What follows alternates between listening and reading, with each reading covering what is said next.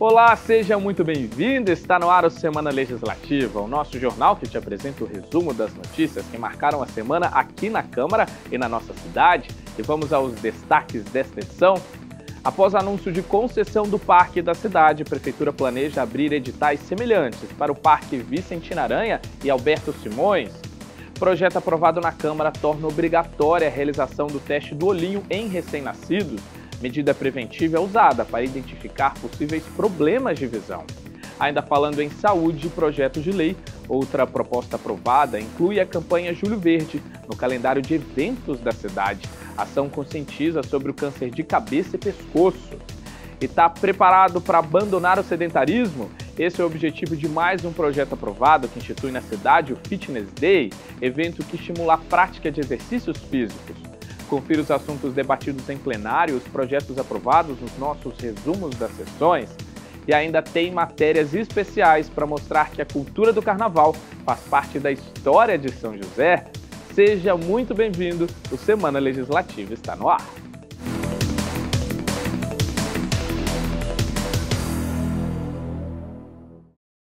Agora a gente confere os destaques da última sessão realizada na quinta-feira. 6 projetos foram aprovados durante a terceira sessão do ano. Um deles é a matéria apresentada pelo vereador Fabião Zagueiro, que cria na cidade um programa municipal de prevenção e combate a desastres naturais. O objetivo é identificar, mapear e monitorar possíveis sinais de riscos para formar uma base de dados e alertar a população sobre como se prevenir durante desastres. A matéria também permite a aquisição de sistemas e dispositivos preventivos, além de disponibilizar equipes de plantão. Outro projeto aprovado, este apresentado pelo vereador Juvenil Silvério, com mais 7 parlamentares, autoriza a Prefeitura a criar o programa Vida Plena. A ideia é oferecer amparo psicossocial a gestantes e fomentar a reinserção delas ao mercado de trabalho. A matéria também foca na orientação sobre o acesso a direitos básicos e prevenção da violência doméstica e familiar. Também recebeu o aval positivo dos parlamentares o projeto do vereador Júnior da Farmácia, que institui o Dia Municipal da Proteção de Dados Pessoais, a ser comemorado em 28 de janeiro. Ainda foram aprovadas propostas para a entrega de título de utilidade pública, denominação de rua e concessão de honraria. A sessão na íntegra você confere no nosso canal no YouTube. E agora a gente fala de homenagens. Em uma sessão solene, a Câmara concedeu o título de cidadão joseense à ex-jogadora de vôlei Patrícia Borges. A homenagem foi proposta pelo vereador Tomás Henrique, em parceria com os parlamentares Lino Bispo e Roberto Chagas, como forma de valorizar a carreira da atleta e a atuação dela no cenário político. Patrícia Borges começou no esporte aos 12 anos de idade no Rio de Janeiro e há 29 anos escolheu São José dos Campos para viver. Durante sessão solene realizada na Câmara, a ex-atleta de vôlei recebeu o título de cidadã joseense, proposto pelos vereadores Tomás Henrique, Lino Bispo e Roberto Chagas. A honraria serviu para valorizar não só o histórico no esporte, mas também o exemplo de Patrícia para mulheres que queiram entrar na política. Ela é a atual presidente do PL Mulher São José dos Campos. A função desses segmentos partidários, PL Mulher, outros partidos também, eu era do Partido Novo, tinha o segmento de mulheres, é justamente trazer mais mulheres para participar da política. Não porque às vezes a gente fala assim, mas tem cota de mulher, existe uma lei que prevê cota de mulher, mas não é isso que a gente está à procura. A gente quer pessoas realmente comprometidas, que queiram contribuir, até porque falta o toque feminino na política. A gente acredita que quanto mais mulheres participarem da política, a gente vai ter cidades melhores administradas, com uma visão mais humana, e por isso é importante que mulheres como a Patrícia encorajem e encorajem outras mulheres para participar da vida pública. No plenário da Câmara, familiares e amigos se reuniram para homenagear a ex-atleta. Ao longo da carreira, Pati do Vôlei, como é conhecida, representou clubes como Flamengo, São Caetano e chegou à seleção brasileira. Foi campeã mundial, sul-americana e defendeu a Associação Esportiva São José. Na vida pública, se dedica à missão de ampliar a representatividade das mulheres no cenário político. Essa trajetória foi destacada em plenário pelos vereadores, que enalteceram a disciplina e a perseverança da ex-atleta. Então, não é, de vez em quando a gente pensa que educação física, tem gente que acha, viu, Patrícia? É só jogar uma bola na quadra, nada disso. Tem muita coisa importante por detrás e pessoas com a coragem, com a competência e com a paixão da Patrícia pelo esporte nos ajudam a compreender isso. Eu lembro... A Patrícia tem um grande exemplo a ser seguido, que é a persistência, com certeza muitas dificuldades ela passou, mas ela foi uma mulher vitoriosa, não é? Então, ela é merecedora, sim, porque ela contribuiu com a nossa cidade. Em vídeos exibidos durante a cerimônia, familiares, amigos e correligionários políticos também parabenizaram Patrícia e reconheceram o trabalho de liderança que ela tem exercido na cidade. O deputado estadual Dr. Elton ressaltou a determinação da homenageada. Então, pessoas que voam alto, que têm uma mente vencedora, como é a sua, elas impulsionam todos à sua volta para serem melhores. E esse é o seu legado. O marido da ex-atleta enfatizou a força e o comprometimento da mulher. No nível em que a Patrícia jogou, que é um nível de esporte de alto rendimento, é uma situação em que não existe a possibilidade do atleta treinar ou jogar sem sentir dor. Não existe. Por quê? Porque o atleta está sempre empurrando o seu limite para cima, sempre. Porque ele precisa saltar mais alto, ele precisa de mais velocidade, ele precisa de mais ganho, sempre precisa. Então a Patrícia não conheceu a palavra tranquilidade durante a carreira dela como atleta. Não conheceu. E isso a forjou para que hoje ela consiga, diante de tantas adversidades, conseguir continuar lutando. Resiliência. Após receber a honraria, a Patrícia, emocionada, agradeceu o carinho da cidade e comentou que foi muito bem acolhida em São José. E a minha gratidão, minha honra, minha felicidade são imensuráveis. Na verdade, queridos amigos, ter uma medalha de ouro de um mundial não é nada, perto do que é ser uma campeã da vida. E é assim que eu me sinto hoje ao receber esse título.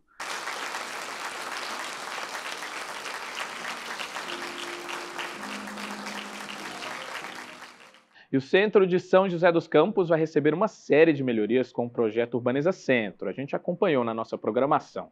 E uma das novas propostas anunciadas recentemente foi a assinatura do contrato de concessão do mercado municipal. Vereadores acompanharam o processo e defenderam a importância do mercado municipal para a economia e para a história da cidade. Com a assinatura do contrato, a gestão do mercado municipal passa oficialmente para a Associação dos Comerciantes, criada pelos próprios comissionários. O documento prevê a concessão por um período de 15 anos. O que eles serão? A responsabilidade de segurança, limpeza, certo, da abertura, fechamento. Quer dizer, eles passaram a ter a gestão. Ninguém melhor do que eles, né? Que aqui estão todos os dias como comerciantes, mantendo a tradição do mercado municipal, mantendo a tradição dos produtos, alimentos, né, da parte gastronômica, da venda do fumo, né, do açougue, da peixaria, mas aí eles passam a fazer a gestão. Além do novo modelo de gestão, o município também prevê revitalizar o mercado municipal. A obra contempla a reforma do telhado, uma nova instalação elétrica, troca do piso, iluminação de LED e outras intervenções de infraestrutura. A requalificação do espaço vai custar cerca de 5 milhões de reais e a licitação já foi aberta. A empresa vencedora deve ser anunciada em 40 dias.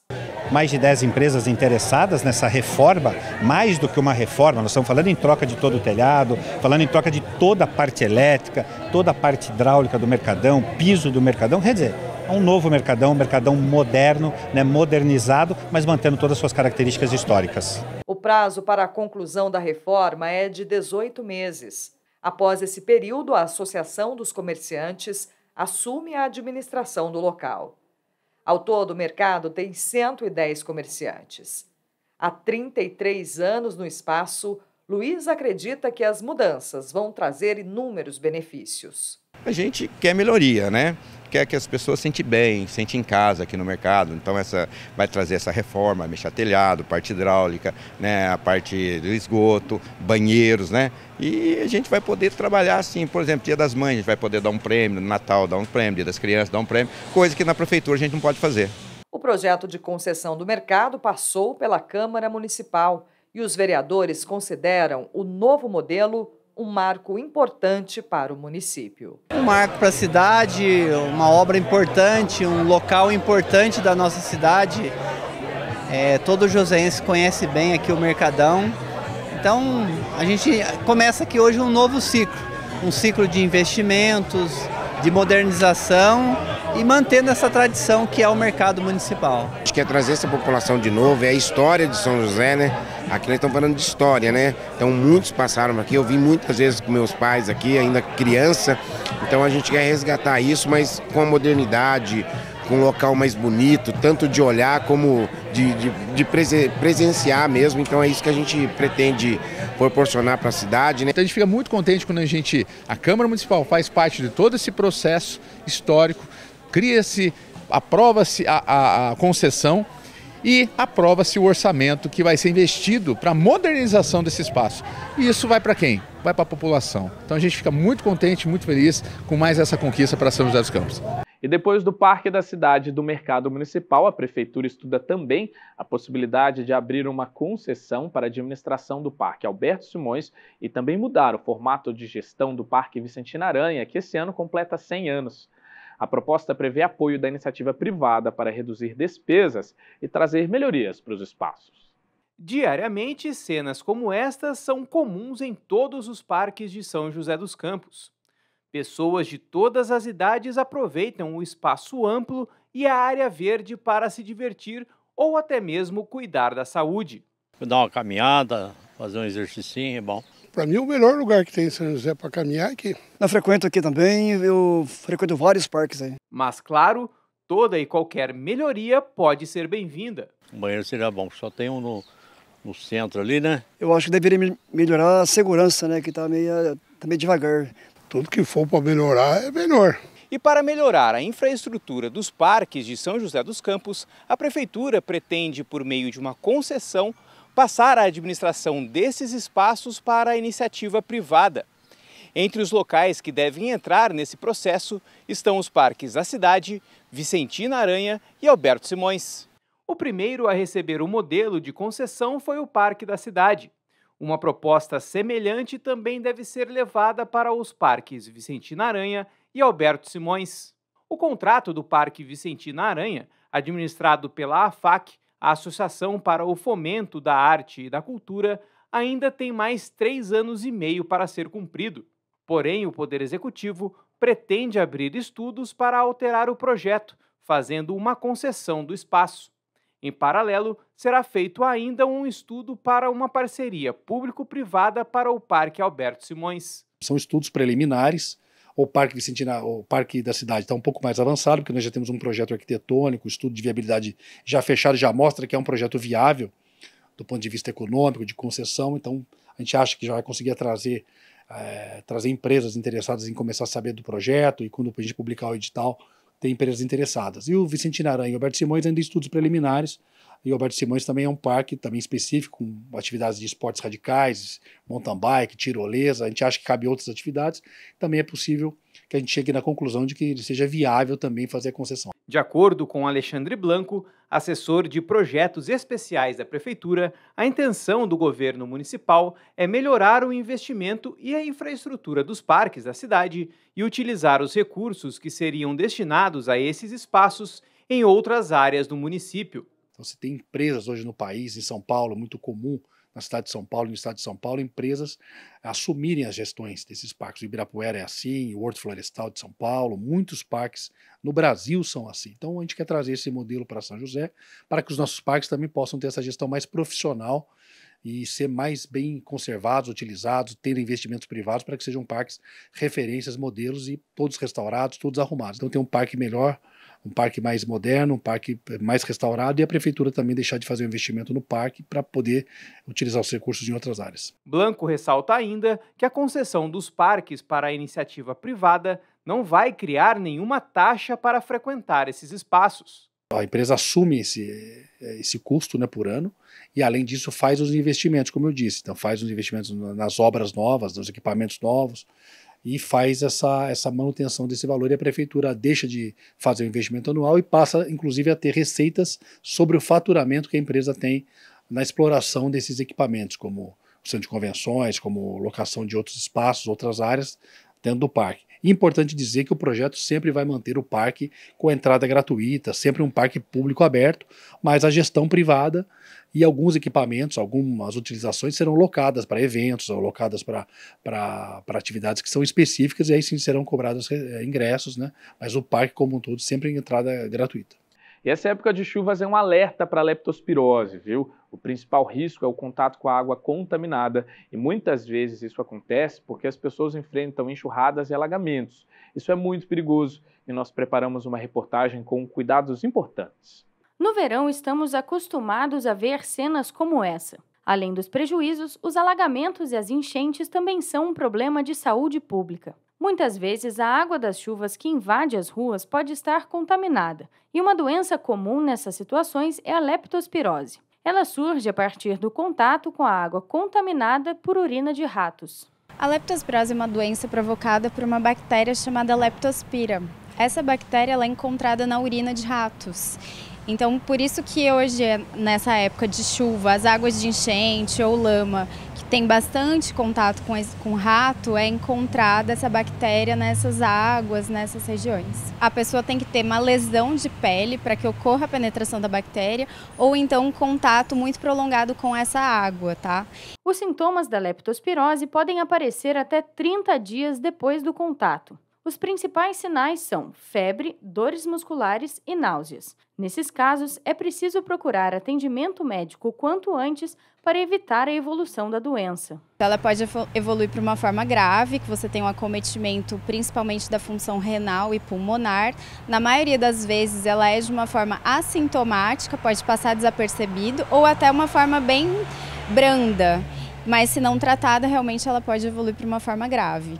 O alto volume de chuvas e os problemas de planejamento urbano são fatores que levam às enchentes e, consequentemente, à alta no número de leptospirose.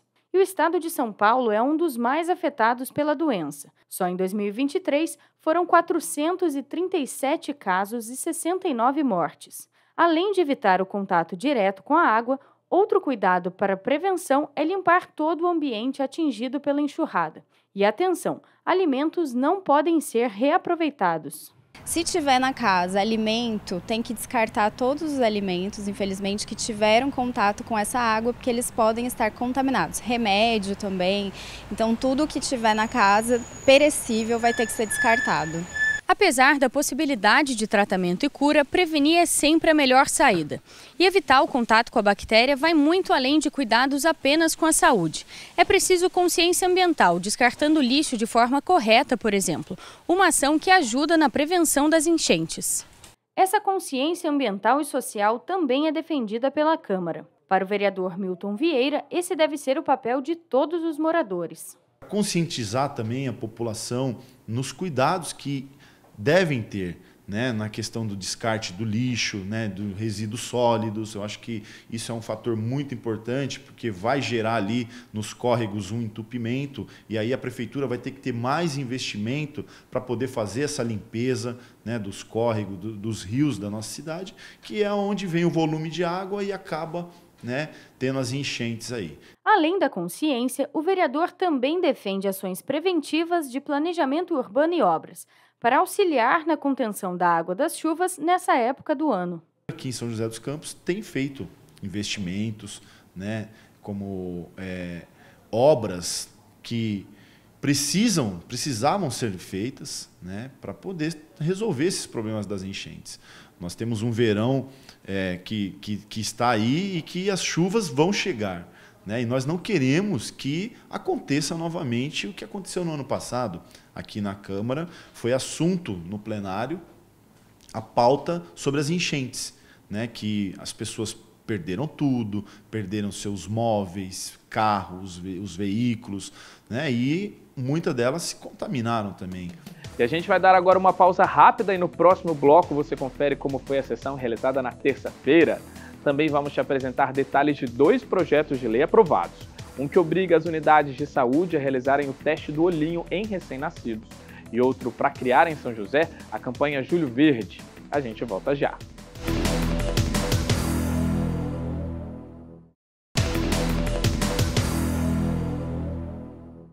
E o Semana Legislativa está de volta.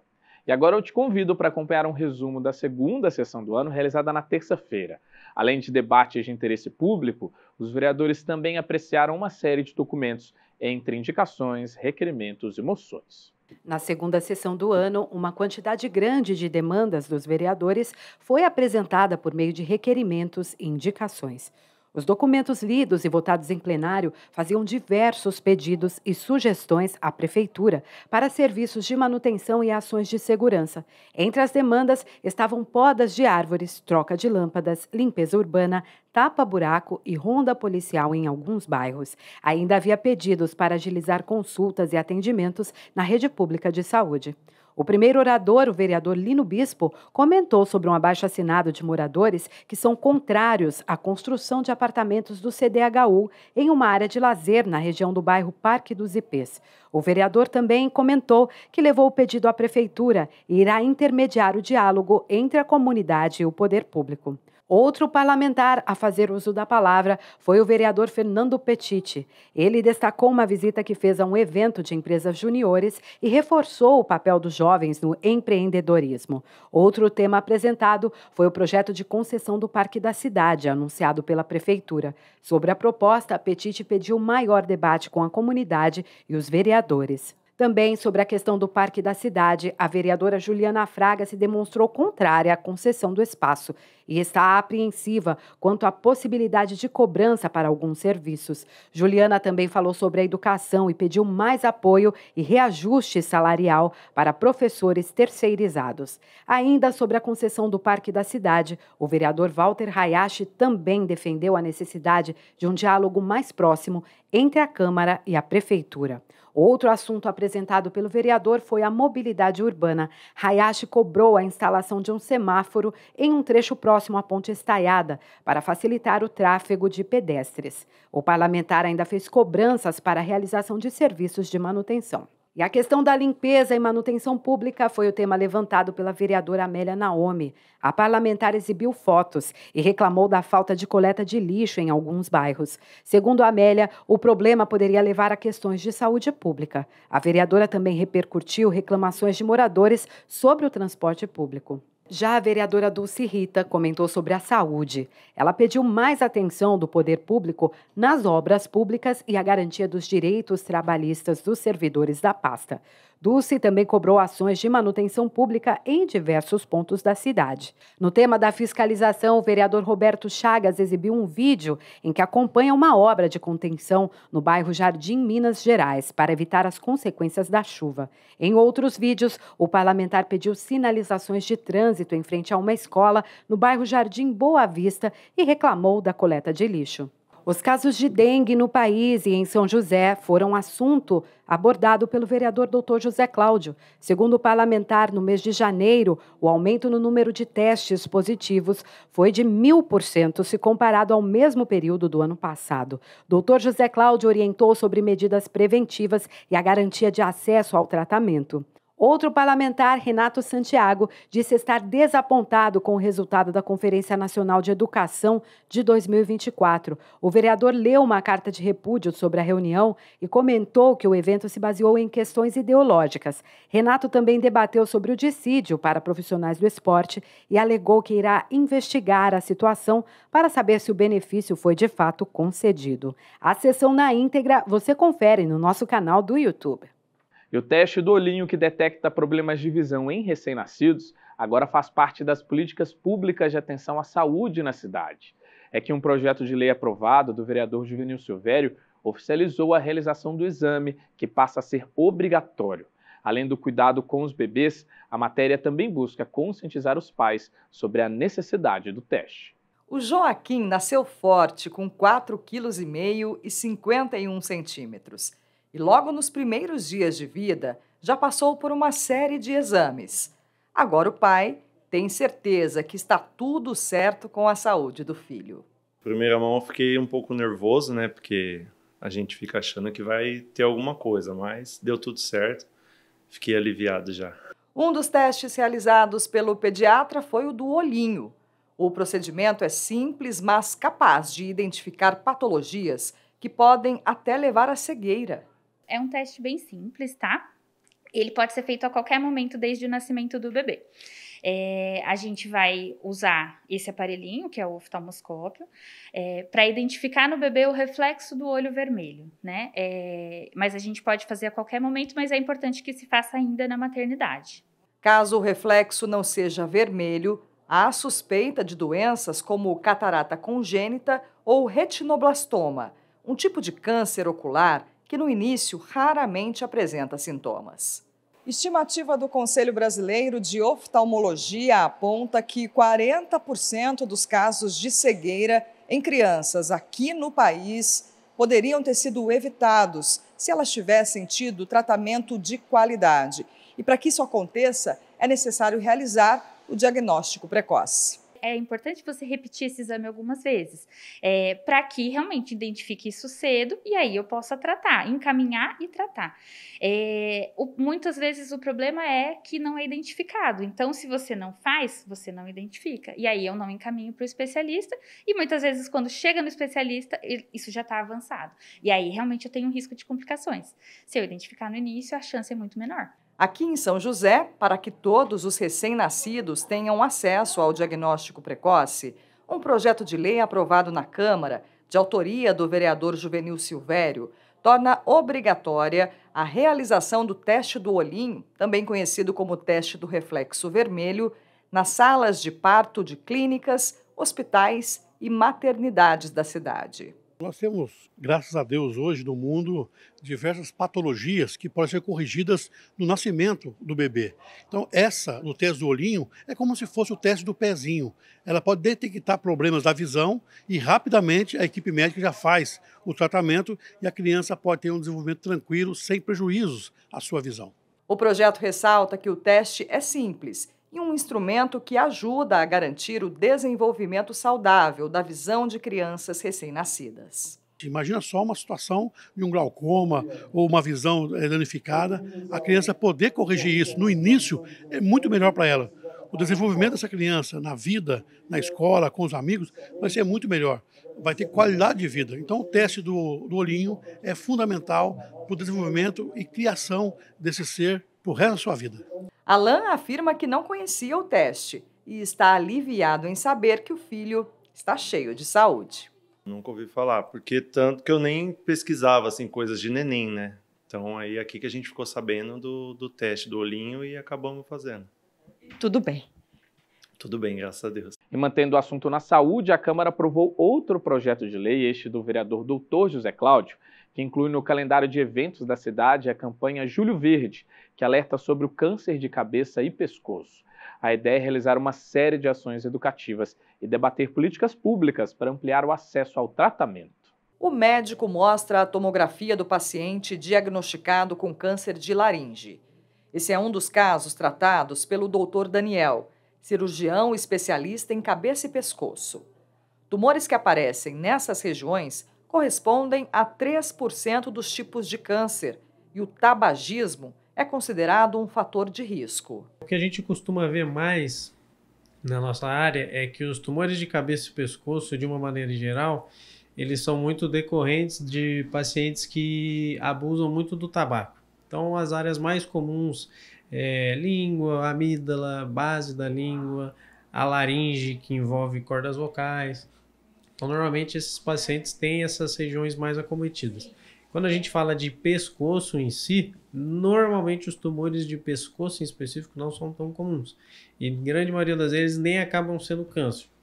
Então, os nódulos, que são os caroços, que o pessoal fala por aí, normalmente, quando eles são malignos, eles são decorrentes desses tumores primários que são de língua, garganta e assim vai. São considerados tumores de cabeça e pescoço os cânceres detectados nas regiões da cavidade oral, faringe, laringe e tireoide. Nas fases iniciais, os nódulos costumam apresentar crescimento lento e nem sempre o paciente dá atenção aos sinais que podem passar despercebidos. Aquele paciente que tem uma ferida na língua ou na bochecha ou uma afta que não cicatriza, que demora mais que 2 semanas ou 1 mês para cicatrizar. O paciente tem muita rouquidão intensa, o paciente tem falta de ar, então às vezes ele não consegue nem respirar, acaba tendo que fazer procedimentos de urgência para tratar isso.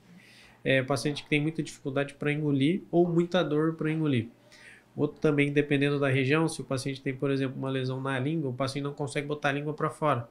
Ele fica com uma voz que a gente fala que é voz de batata quente, parece que ele está com a boca cheia de comida, então ele não consegue falar. Com o objetivo de alertar a população sobre os riscos e cuidados necessários para evitar a doença, a Câmara Municipal aprovou o projeto de lei do vereador Dr. José Cláudio, que institui o mês de conscientização e prevenção de cânceres de cabeça e pescoço. É o Julho Verde, que a partir desse ano passa a ser marcado por iniciativas para sensibilizar a comunidade. Acho muito importante, devido à gravidade do tema. O câncer, apesar das tecnologias, hoje está muito avançado o tratamento, tanto de químio, rádio, também os tratamentos cirúrgicos, opções de tratamentos também imunológicos, mas é de suma importância ter um dia de conscientização para que a gente possa orientar a população para um diagnóstico precoce. Para a Câmara Municipal, a realização da campanha favorece a realização de ações que visam não só levar informação sobre as causas e os sintomas de tumores de cabeça e pescoço, como também cumprem a função de estimular o diagnóstico precoce. Fundamental a Câmara ter um olhar voltado para o tratamento do câncer, divulgar isso e trazer dinheiro público para se injetar no tratamento do câncer, tanto do GAC quanto do PIL-12, que tem um tratamento fantástico. O GAC é uma agilidade, uma rapidez absurda no diagnóstico e no aceite de novos pacientes, mas isso tem um custo.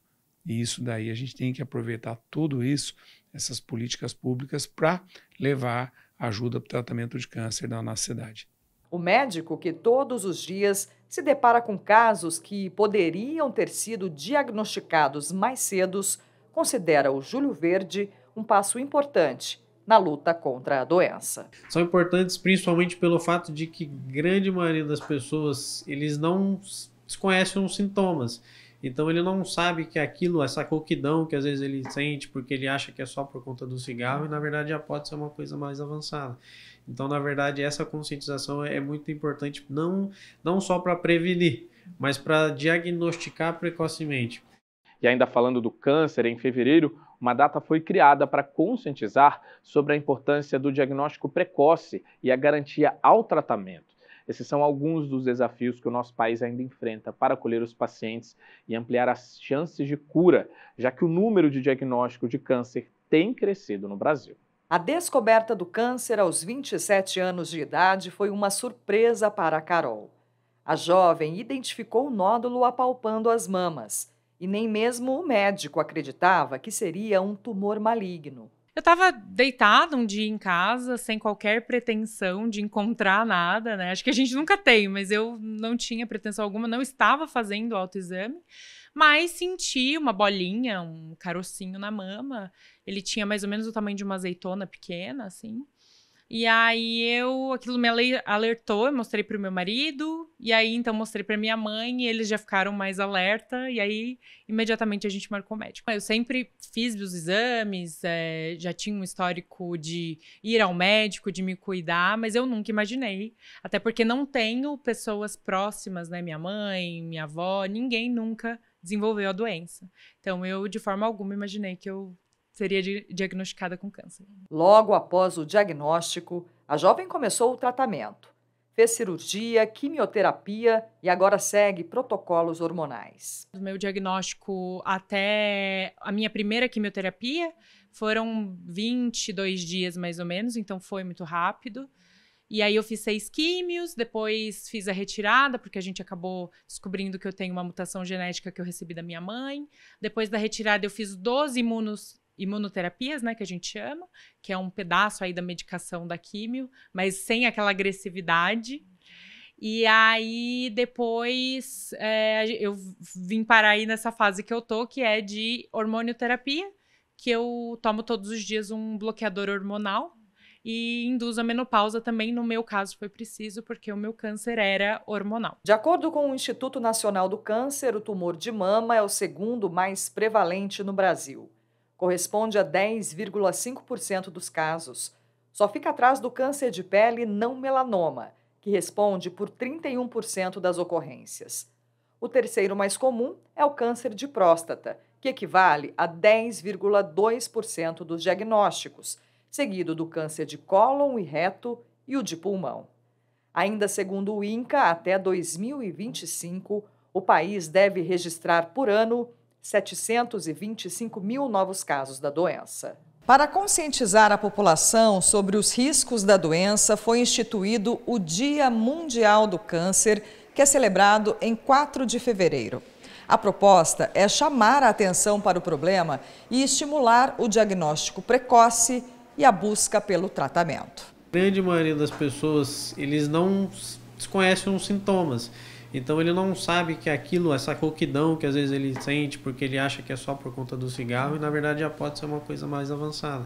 Então na verdade essa conscientização é muito importante, não só para prevenir, mas para diagnosticar precocemente.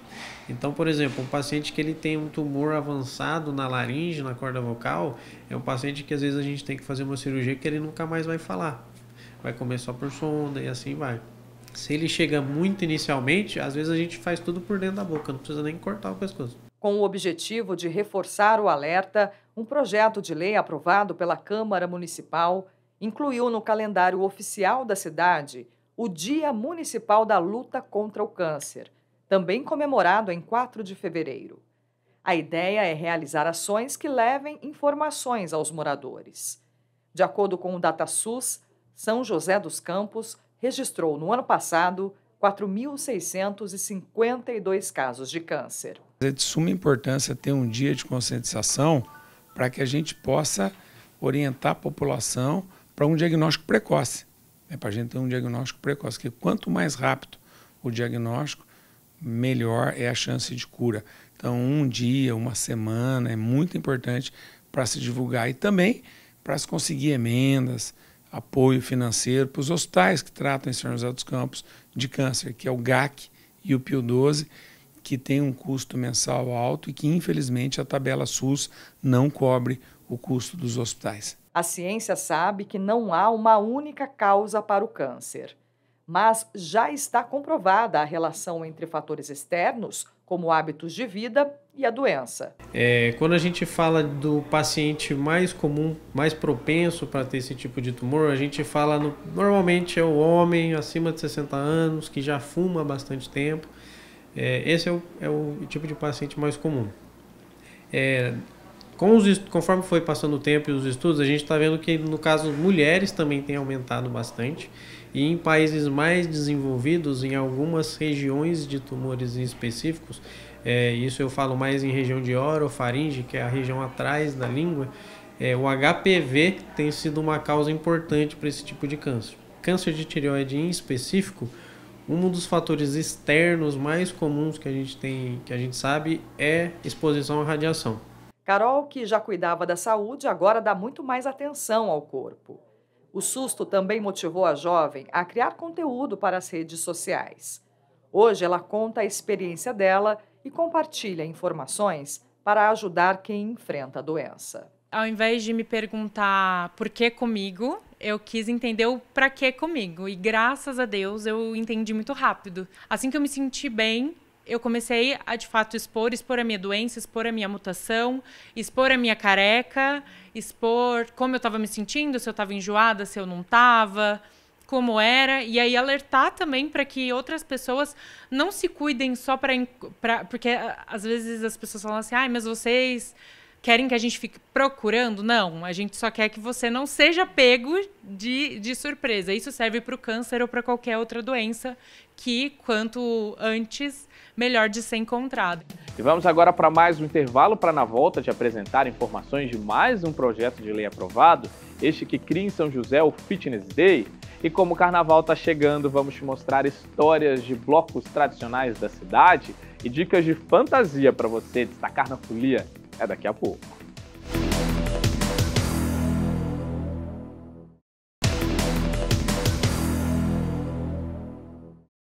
E voltamos com Semana Legislativa. E eu começo esse bloco com uma pergunta. Você tem feito alguma atividade física? Se não, aqui em São José você pode ganhar um incentivo. É que um projeto aprovado do vereador Marcão da Academia vai criar na cidade o Fitness Day. A ideia é reunir toda a família para praticar esporte, ginástica e ainda ter acesso a check-ups na saúde. Ao ar livre, dentro de uma academia, na piscina ou na pista de skate. Não importa o exercício, se manter em movimento faz bem. O empenho aumenta, né? A fadiga sai, a preguiça, né? E daí fica feliz.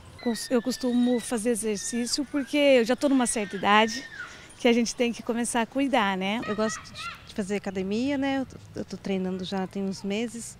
O sedentarismo já é considerado doença. Uma condição que, de acordo com o IBGE, afeta 47% dos adultos brasileiros. Entre os jovens, a estatística é ainda maior. 84% não praticam atividade física regularmente. O cardiologista Marcelo Irga explica que esse mau hábito é perigoso e exige atenção. Ele acaba diminuindo a capacidade do organismo gerar energia, e essa energia é o que movimenta o corpo humano, né? Então, quanto mais a gente consegue gerar energia, mais ele pode responder a uma doença, a recuperação de uma cirurgia. Pior, inclusive, outras doenças que não necessariamente são cardíacas, mas, por exemplo, enfisema, quadros demenciais, né, por causa da irrigação cerebral. Então, ele agrava uma série de outras doenças, entendeu? Para estimular a prática de atividades físicas, a Câmara de São José aprovou um projeto de lei do vereador Marcão da Academia que cria na cidade o Fitness Day. A ideia é reunir moradores em atividades esportivas e de lazer. O Fitness Day promete ser um grande evento gratuito, no qual a população vai contar com ginástica em grupo, massagem, além de dicas de nutrição e check-up para saber como está a saúde. A gente sabe o benefício que é para a população, né? E a gente tinha que fazer com que o poder público também oferecesse isso a toda a população gratuitamente. Só que nós temos que começar um processo de motivação, né? Você motiva, você orienta, você conscientiza a importância da prática da atividade física para você trazer a população a praticar gratuitamente através do poder público, né? Além do bem-estar, o projeto ainda tem outro objetivo: mostrar que é possível e fácil sair do sedentarismo. Para o vereador Marcão, o acesso gratuito às atividades e informações cumpre um papel social de incentivar bons hábitos na população. Com atividades gratuitas, com professores de educação física, né? Pessoas que estão ali competentes, estudaram, preparados para estar junto à população, para trazer o melhor em prática atividade para eles, né? E que pode orientar em vários outros trabalhos. Então, tanto na prática esportiva, né, de atividade física, como também encaminhar-se, assim, identificado para outras áreas, né? Por exemplo, a própria saúde, né? Para unidades básicas de saúde, para fazer avaliações físicas também, né? Testes, quando ele identifica alguma alteração no sistema fisiológico da pessoa. E o Fitness Day vai ser uma oportunidade de manter o cuidado com a saúde em dia ou dar o pontapé inicial para uma vida mais ativa. Segundo o médico, esse estímulo é fundamental para deixar o sedentarismo de lado, além de trazer vários benefícios. Benefícios curtos, como a melhora da disposição no dia a dia.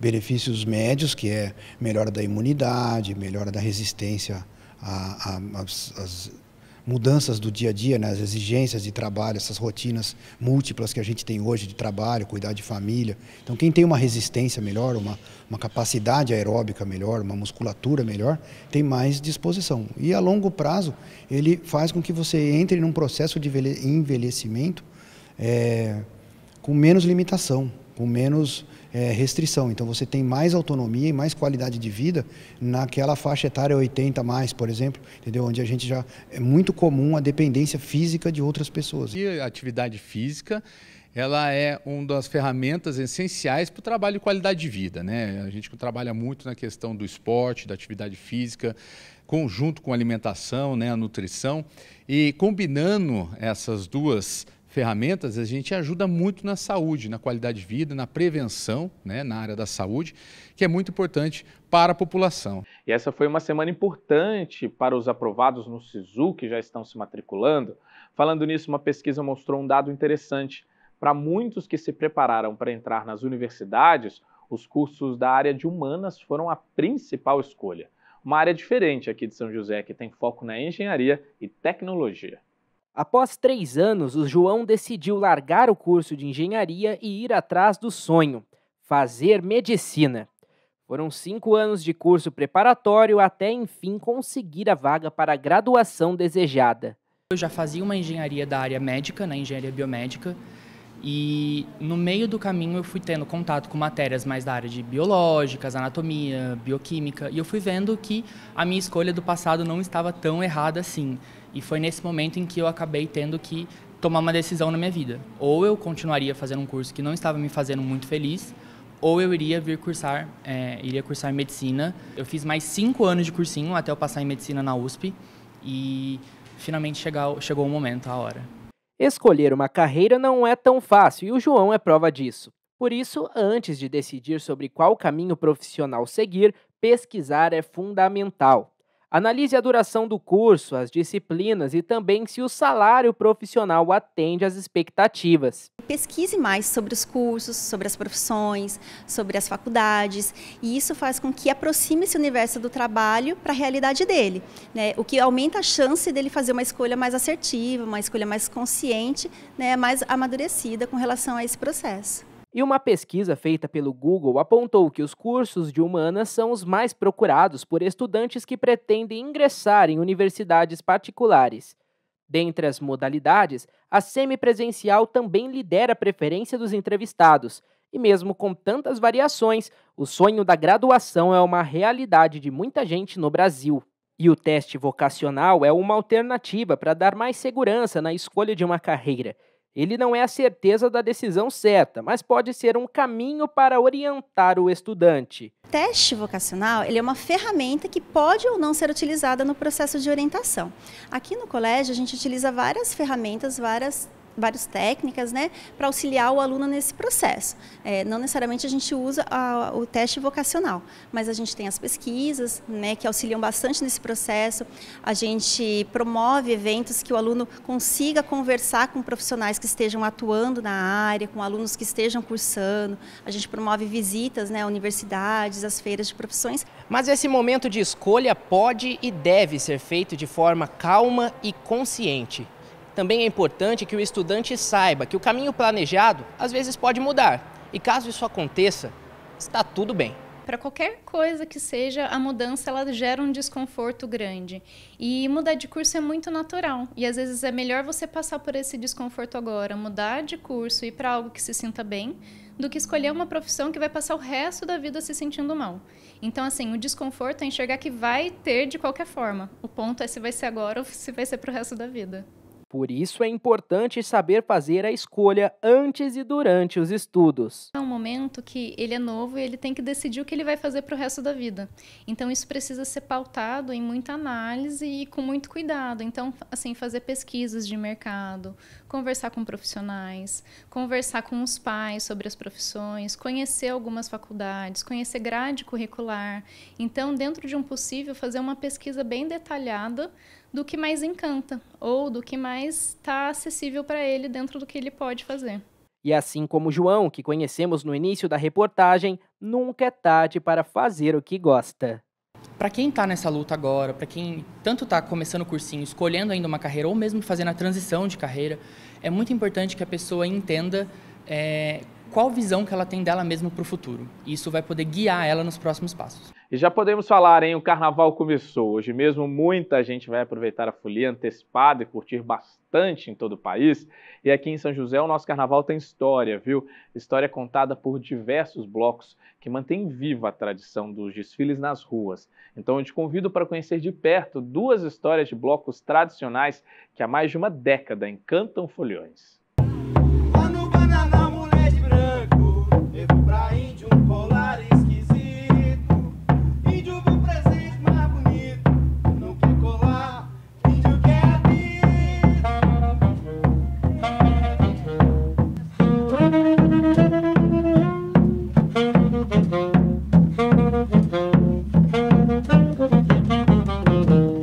Quem não conhece essas letras? É só aproximar o carnaval que as marchinhas ganham destaques nos blocos de todas as regiões da cidade. Um deles é o Ai Folia, criado pelo Vanja em 2010. Há mais de uma década, o grupo anima os foliões, valorizando características culturais marcantes do bairro mais mineiro de São José, o bairro de Santana.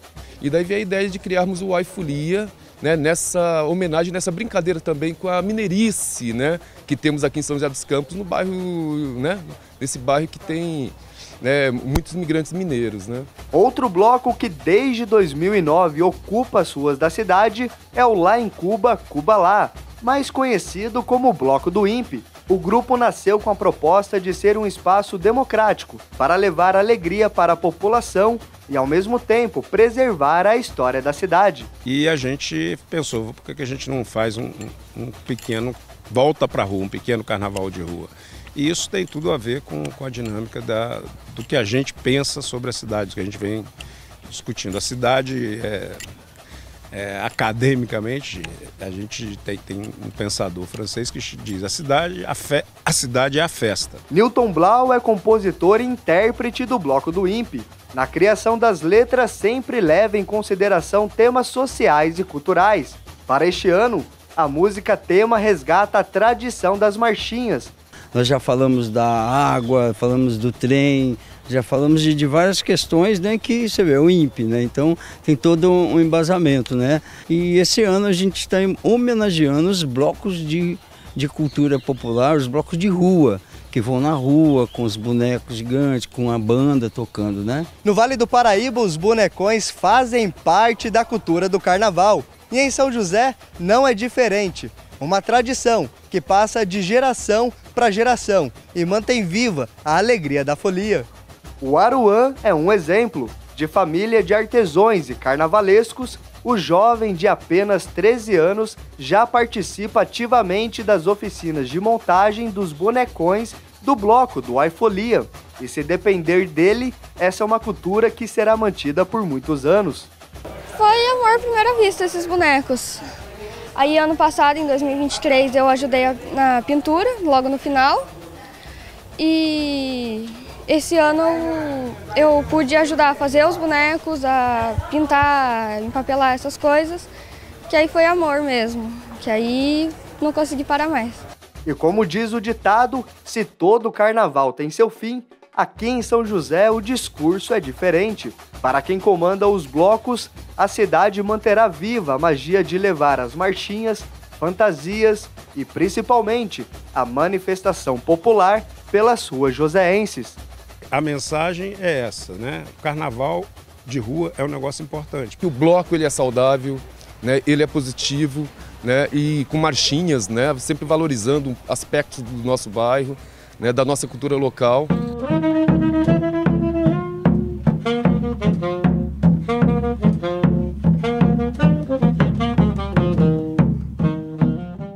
E ainda no tema do carnaval, vamos falar agora dos preparativos para as festas. Você já tem fantasia, já se preparou? Como o carnaval é um momento de soltar a criatividade e se divertir, o repórter João Delfino foi atrás de algumas opções e dicas de fantasia que podem ser tendência. E tem mais, viu? Adereços que podem ser feitos em casa, sem nenhum custo. Carnaval tá aí. Vai se fantasiar do quê? Por todo lado, o que não faltam são opções para todas as idades e para todos os gostos. Aí é só deixar a criatividade rolar solta. E a Aline sabe bem que praticamente tudo pode virar uma fantasia. Ela é influenciadora digital e para ficar antenada pesquisa todas as tendências. A dica é soltar a imaginação. Itens de casa podem se tornar adereços e enfeites, e até mesmo objetos que iriam para o lixo. Tem vários tipos, né, de fantasia. Tem aquela de casal, que um casal vai complementando o outro. Por exemplo, a menina fala que está com filtro do Instagram e o rapaz fala que está sem o filtro. E aí você pode fazer várias plaquinhas, né? Plaquinhas bem fáceis. Você pode fazer com papelão, colar um papel sulfite por cima e passar aquele papel plastificado para que não mole.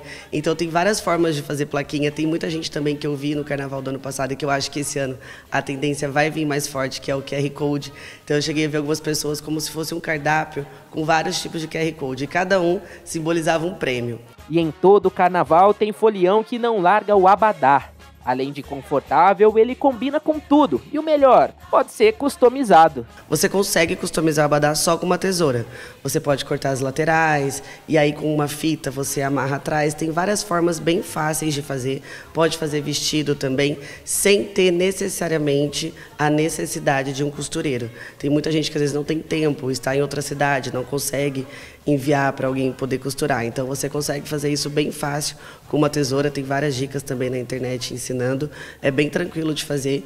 E você também pode usar cola de tecido e colar outros tipos de tecido, ou então fitinhas, ou então strass, aquelas pedrinhas, dá para colar e dá para customizar e fica bem bonito de uma forma bem simples também. E para quem prefere alugar ou comprar as fantasias de carnaval, existem as opções que vão desde as fantasias completas até os acessórios.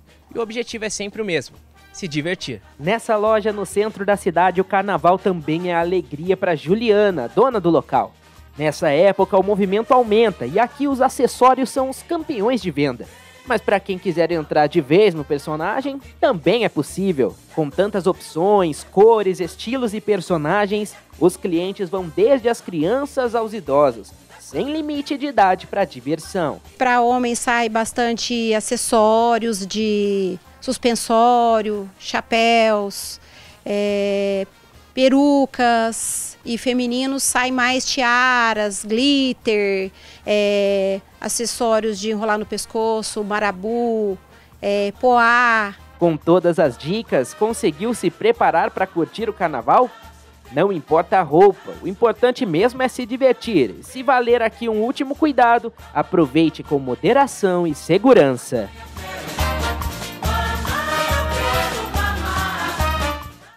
E o Semana Legislativa fica por aqui, mas continue ligado na nossa programação. Se você quiser rever o programa, é só acessar a nossa página no YouTube, o @TV Câmara SJC. Lembrando que também estamos no Instagram e no Facebook. Então segue a gente, se inscreva nos nossos canais, todos com o mesmo endereço, @TV Câmara SJC. Um bom fim de semana para você, um ótimo carnaval e até mais!